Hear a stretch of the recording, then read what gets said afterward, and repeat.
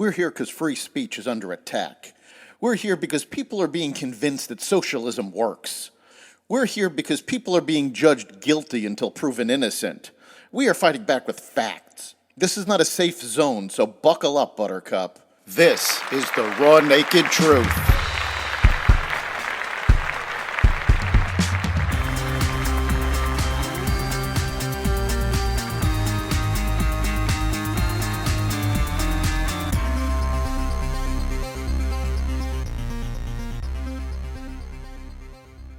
IRS whistleblowers, SpaceX rockets, the debt ceiling, and more. Welcome to the Raw Naked Truth. I'm your host, Eric Lopkin, and here's the news you need to know. An IRS special agent said to be involved in the federal investigation into Hunter Biden's taxes is seeking whistleblower protections to provide sensitive disclosures about the probe to Congress. Mark D. Little, a lawyer for the unnamed IRS employee, wrote in a letter Wednesday to a bipartisan group of lawmakers that he represents a career IRS criminal supervisory special agent who has been overseeing the ongoing and sensitive investigation of a high-profile, controversial subject since early 2020 and would like to make protected whistleblower disclosures to Congress. While Little did not name Biden in the letter, which was obtained by various news organizations, a source familiar with the matter, who also verified its authenticity, said the investigation refers to the federal probe into the finances of President Joe Biden's son, Hunter. The Supreme Court said Wednesday that sales of the abortion pill mifepristone could continue at least until Friday as justices consider a challenge to a Texas lower court ruling that suspended regulators' approval of the drug. The Food and Drug Administration authorized the pill more than 20 years ago, but anti-abortion groups in November challenged the decision and recent Biden administration regulations designed to make it more widely available. The New Orleans-based 5th U.S. Circuit Court of Appeals last week narrowed the Texas ruling but restored restrictions on access that were in place before 2016, when the medication was only authorized for use through 7 weeks of pregnancy and after 3 in-person doctor visits. The appeals court also blocked distribution by mail. Robert F. Kennedy Jr., son of the late presidential candidate and nephew of the late President John F. Kennedy, officially launched a long-shot campaign for the Democratic presidential nomination, becoming the first Democrat to challenge President Biden's expected bid for re-election. Kennedy, who denounced vaccine and mask mandates during the pandemic, made the opening public appearance of his campaign in Boston, once the home turf of his politically powerful family. In a nearly 2-hour speech, Kennedy, age 69, talked about his career as an environmental lawyer. He criticized Biden for his commitment to supporting Ukraine as it fights a Russian invasion. Kennedy also spoke against the coronavirus lockdown imposed early in the pandemic when Donald Trump was president.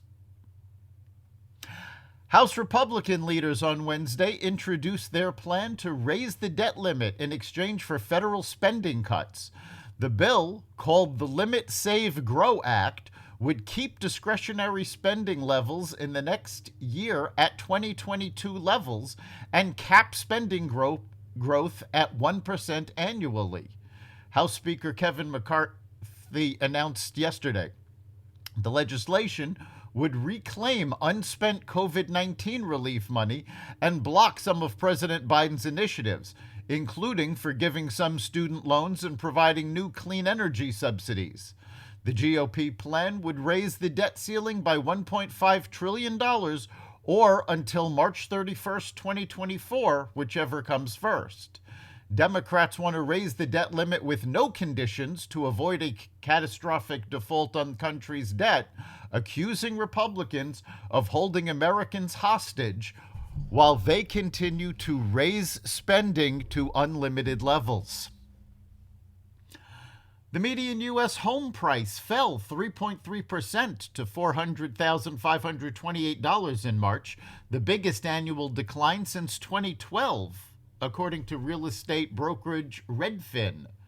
The decline came as high mortgage rates, which have increased as the Federal Reserve raises interest rates to fight high inflation, have forced many buyers out of the market. A scarcity of people shopping for homes has sharply reduced demand in once booming markets like Boise, Idaho, Austin, Texas, and Sacramento, California. Just over 28% of homes sold nationwide fetched more than the list price last month, down from 54.1% last year. This year's spring home buying season is lackluster, said Redfin chief economist Darryl Fairweather.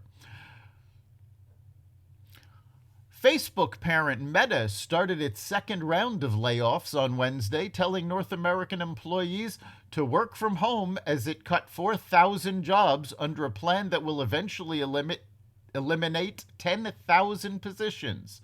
The reductions, part of what CEO Mark Zuckerberg had said would be the company's year of efficiency, will affect employees at Facebook, Instagram, WhatsApp, and the company's Reality Labs virtual reality division. Meta employees criticized management and said the layoffs were destroying morale as people tried to hang on to their jobs and wondered if they would be the next to go. "It's about to be Hunger Games out here," one Meta employee wrote on the Blind social media app.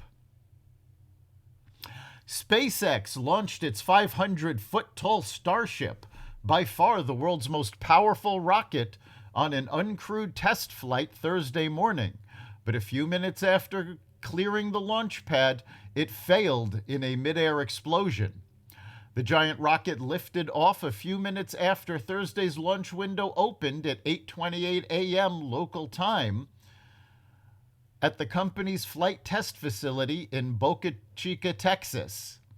SpaceX describes Starship as a fully reusable transportation system that is made to carry cargo and crew to Earth orbit.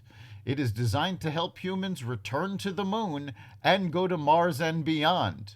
The huge rocket, loaded with nearly 10 million pounds of liquid oxygen and explosive liquid natural gas fuel, flew for several minutes before the mission ended in a ball of flame.